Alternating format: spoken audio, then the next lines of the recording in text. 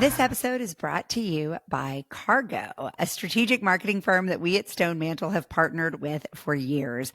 Cargo knows how to build meaningful brand experiences because they ask every prospect or client the same question. What if every customer brought you your next one? Let's face it, customers advocating for your brand, not you, is the only currency that matters now. It's the kind you earn by investing in moments that move people, experiences that hit deeper, stick longer, and spark something real. Because when something feels personal, when it truly resonates, people share it. And when they do, you don't just earn attention, you earn trust, traction, and impact that money alone could never buy. Cargo focuses on just that, inspiring advocacy, creating unforgettable brand moments that spark real connection, meaningful conversation, and loyalty that builds movements, not just market share. For a limited time and only for Experience Strategy Podcast listeners, they're offering their proprietary advocacy readiness workshop for free to a few companies who are serious about getting every customer to bring you the next. Follow the link in the show notes to sign up and tell them that Dave, Aransas, and Joe sent you.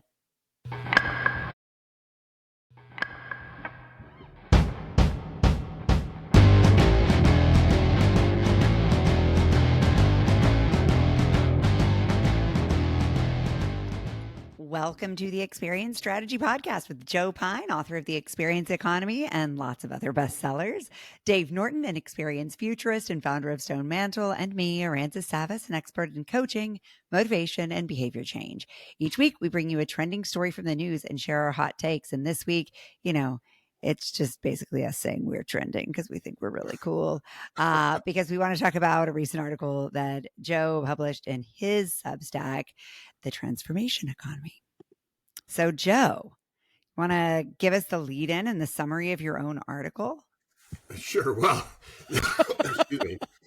The article keyed off of a podcast that Jake Halpert, the head of and founder of the Transformation Travel Council, and I did back in June or July, I want to say, back in summer. And it was sort of a precursor to the Arrival conference that all the three of us, this is it was a great chance to get together. Nice seeing you all. Did last week in Washington, D.C., all around travel and transformational travel was not just in my session, but many others. And so it was just great to play off of Jake and get his takes on it. And it's sort of like what we do, is that we go back and forth instead of me just answering a bunch of questions and every other podcast that I do. So I appreciate that element of it. And Jake was brilliant. He's such a great advocate for transformational travel. He's such a great exemplar of it himself, not only his business, but in his personal life. I know he's going over to Portugal in the next few weeks to be able to go with a number of other transformational travel folks on the long walk along the mountains there. And so I'm sure that will be very impactful for him and everyone else as well. So one of the things I talked about there is how, when I talk about the experience economy, right, I generally use one or two progressions. You look at any industry and it has its own progressions, but my favorite ones are the very initial one was a birthday party, that starts with the birthday cake built from scratch commodities, and then to cake mixes and canned frostings goods, and then to ask the bakery or grocery store to bake the cake for us, to let's go to Chuck E. Cheese's or some other place and spend hundreds of dollars to be able to have that birthday party experience where we don't have to do the cleanup afterward, which is not a small element of it. And so you perfectly see how you're getting an order of magnitude more value at each level in that progression.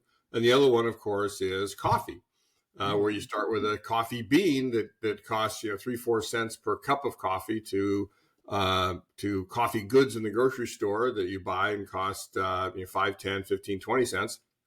And then to vending machines and corner diners, bodegas, 7-Elevens, where you're at $1 or $2, maybe $2.50 per cup of coffee. And then you have the ambiance and theater of a Starbucks that turns that into, I remember when I first started saying this, 25 years ago, into, $2-3 $4 cup, and then it was 3, 4, 5, and then it was 5, 5, 6, 7, and now it's getting to be like 6, 7, 8, and something else I've written about elsewhere. And so it's everybody in the world understands that coffee progression. Well, the one that I've cited that everybody in the world will understand for continuing that progression up to transformations is the travel industry. That's based off of going to a different land, and land is a commodity. It's sort of like the original commodity is land, and then you got to buy all of this gear to be able to do it. Whether it's as simple as a backpack and a staff, or it's a 2 or 4 wheeled suitcase, and all the clothing and everything that you're doing to be able to participate in that travel. Then you have all the services, whether it's the airplane services or the boat services or the car services or the bus, whatever it might be, to get you to that destination, as well as where you stay in hotels and the other food and beverage that you buy and so forth. And then, but of course, what people really go for is they're going for the experience, right? Not just today in today's experience economy, but from time immemorial, it's about that experience that you have in that place where everything else supports that. And that's easily seen. And then the final progression is transformational travel. And when I illustrated, my friend Kevin Dolly illustrates all of my slides and everything. He actually has this person at the top of some rocks. You can't tell if it's just hiking or if it's at the edge of a canyon or at the top of a mountain, but you get that feeling.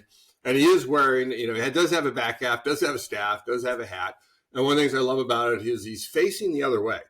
Right? Usually when he's drawing things, they're facing at you, at the audience of it. But this one is facing the other way.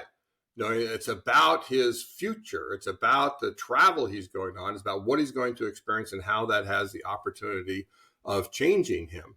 And I showed that at Arrival last week. And one of the things I came up with, I think it was when we were together during the executive forum, actually, is I came up with this idea because one of the things I discovered at that event is how many people were tour guides, right? Tour guide companies. I'd expected more attractions and travel companies and so forth, but there were a ton that were just in the tour guide business. And so I made the point that, right, so this is your business, right? You're in the transmission, you're guiding, except the problem is that you think you're guiding tours when you're guiding people.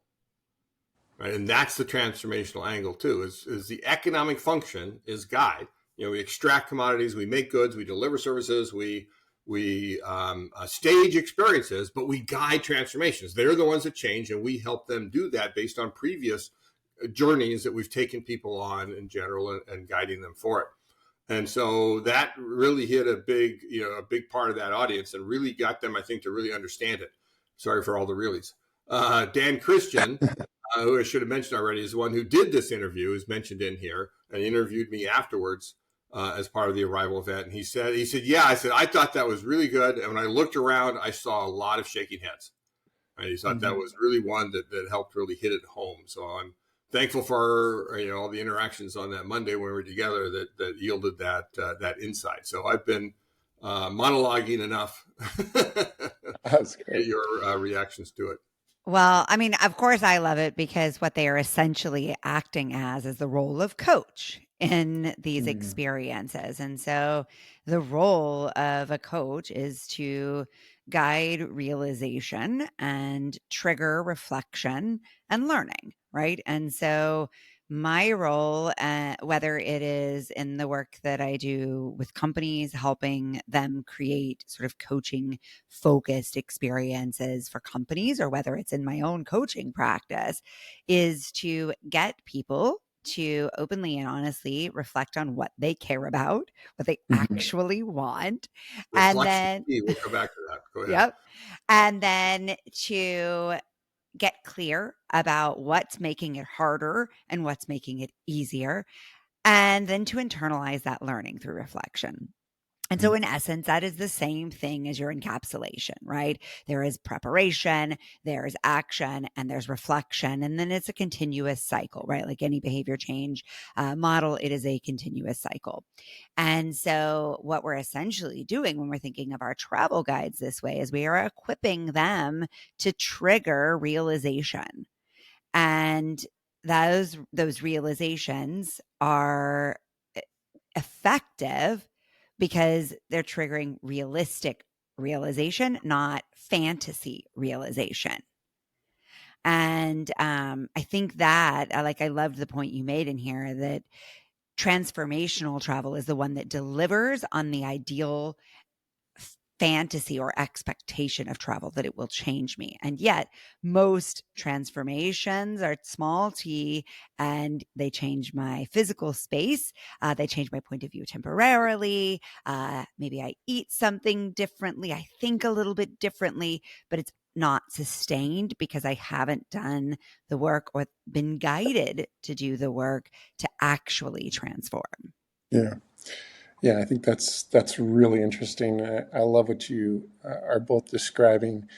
I could wax eloquent about the collaboratives as transformation, but I think that, Joe, one of We the don't things that, mess around there, Dave. no, we don't. No, we No, like, we, it's wonderful guiding. It's wonderful yes. guiding Wonderful guy. to a person. Everyone is transformed out of there. So I'll wax eloquent for you, Dave. Yeah. Thank you. One of the things you say in the article, Joe, is that we need to stop copying other companies' best practices I love and that. focus on best principles. Even Principles. best practices associated with the experience Good. economy are not going to be the best practices of the transformation economy. I think that's what you're implying. You don't exactly say it that way. Do you want to talk about why we don't focus on best practices and instead focus on best principles? Yeah, and it's something I've been saying for 20, 25 years, is that so often companies will look at other companies and see what they're doing, so they'll copy that. All right, here's the best practice, and I mean, it was I think a big deal back in the 1990s and maybe into the 2000s because of the whole total quality management movement, which is the basic principle of that was to look at the best in the world and do what they do. And the problem is they have different circumstances. They have, in your words, Dave, a different situation and a different context. I don't know if you ever applied that to the business itself, but that's true. And it doesn't match yours.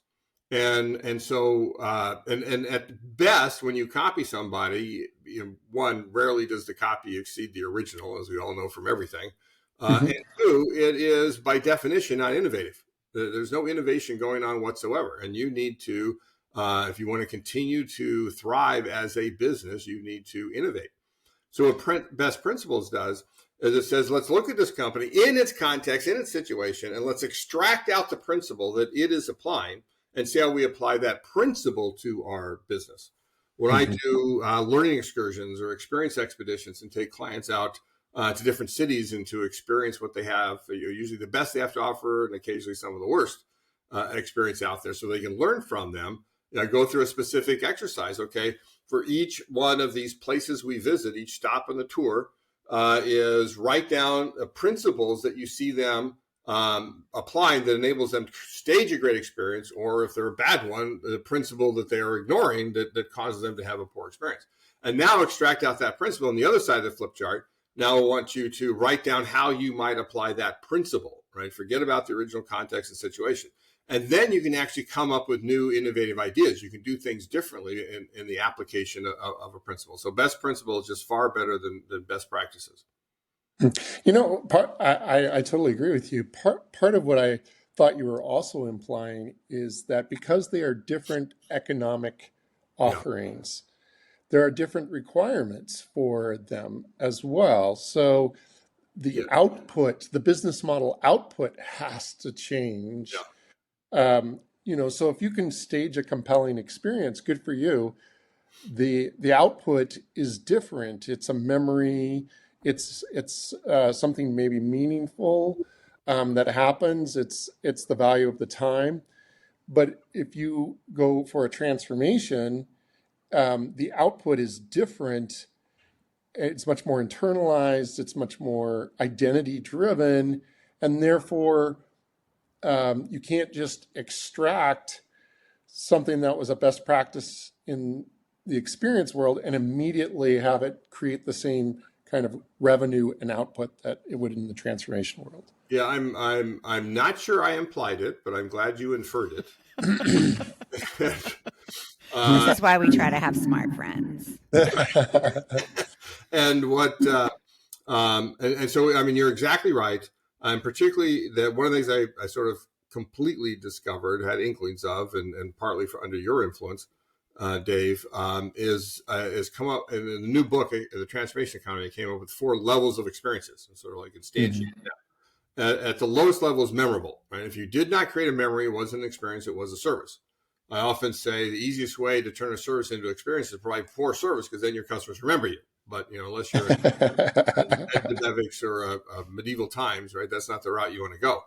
Durgan Park was the other one I was thinking of, and then there are meaningful experiences. Again, something you impressed on me that some experiences are different. They're not just memorable; they don't just engage who you are; they connect with who you are. Sure. And then the one so one is thinking about those as really distinct levels. And then the third one is transporting experiences. Experiences take you out of yourself. They give you awe, for example, they get you into flow, that are peak experiences with euphoria in that. And Aransas, that was, I think, a lot of what you were talking about with what Transformational does. It right, gives you awe, gives you see something differently, connect outside of yourself, and then you bring that home, but then it just slowly dissipates. Right. And so the fourth level is those truly transformative experiences, which requires you to design those early experiences differently in order to achieve that outcome of the customer achieving their aspiration, or at least discovering what their aspiration is.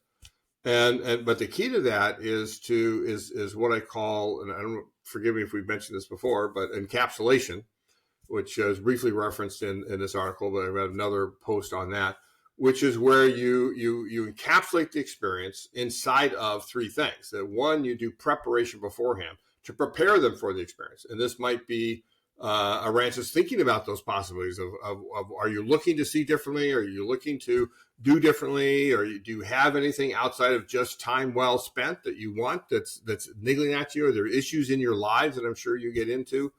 And then and I don't know if this is the best time to tell you this, Aransas, but early on in the book, I did have a quote of you on coaching, but I think it got cut, excised in the edit. Oh, I shoot. know. I apologize for Rude that. editor. Rude. How rude. And so preparation beforehand, then you have the experience, and then you already used the word Aransas, reflection. It's just amazing how important this is. One of the things we said at the executive forum at Arrival last week, keying off of what Dave was talking about with time well spent, and I think you mentioned that reflection as part of that, Dave, is that reflection alone will retroactively increase the value of your experience. If you just reflect on it. I mean, it cements the memories, allows them to see what's high, what the high moments are, and allows them to think about, is there something that I want to change? Is there something that I got in this journey that I want to take back to my life? But again, the problem is it dissipates unless you do the fourth phase of this encapsulation, which is integration. Right, so preparation beforehand, reflection afterward, and then integration on an ongoing basis, where you work with them. This is where the guiding really comes in, right? The guiding's minimal up to this point. I mean, it's not minimal, but it really comes to fruition when you guide them afterwards to integrate what they learned, what they experienced, what they want to change into their lives. I love it. Yeah, it's really powerful. And I think to this point here, it's not just within the purview of travel. It's not even really just within the power of transformation to use some of these, right? We can use reflection powerfully in any experience. Right. It's just that it reaches its maximum value in transformation. And I keep thinking about my pithy statement from our Arrival conference, which is when we were training all of our table facilitators. I challenged them to get out of the weeds and into the needs. And I think that is essentially what we're doing when we're guiding transformation, right? We're getting out of the details and the everyday and the ordinary, and we're getting into the needs. Like what is the desire underneath this, and how do we focus on meeting that need? And that requires continuous triggering and guidance to pull out both those needs at a deeper level, but also to understand even when they're being met, right? Because if that stuff were easy, we wouldn't need guides. Aransas, you were on quite a roll when it comes to lyricizing the facilitation. Like Taylor Thanks. Swift could have learned a thing or two from you I mean, I'm not going at to the slam conference. as many of my adversaries as she did on this latest album, that's for sure. They weren't adversaries, they're exes, right? Exactly. I don't have that many. Today's my 19th wedding anniversary. I've run out of runway. So, guys, we promised each other we would try to keep this at 18 minutes today. And, we're ish on 18 minutes. So I'm going to start to wrap us up. That said, if you're enjoying this conversation, we've really just scratched the surface. There is a wealth of riches on this topic over at the transformationsbook.substack.com, where you can read all about it. We'll link this particular article in the show notes. And then, of course, there'll be lots more from us over on the Experienced Strategist Substack as well. Connect with us over there. Let us know what you're interested in hearing more of. And we will do our best to highlight those stories that we believe can have the most impact for you in this totally bizarre time we're all living in.